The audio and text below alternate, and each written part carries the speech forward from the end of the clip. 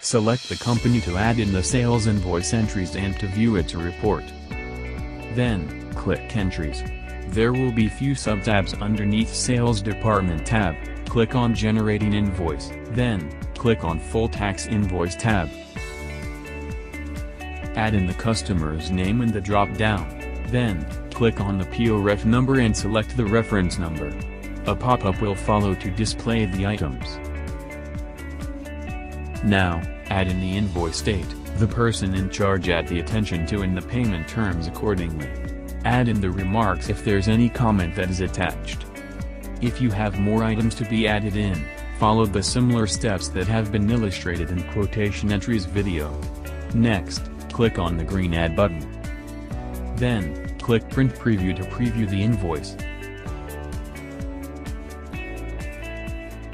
To view the invoice reports, click on the Reports tab.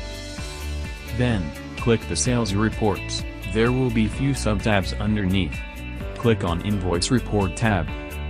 To search the purchase reports, in all these ways or by just clicking Search Invoice, you can view all the invoices underneath it as you scroll down. You can click on the notepad icon to view the delivery report. To print the invoice, you can click the printer icon. Click the red X button to delete the quotation. These are the steps as illustrated. Thank you for watching.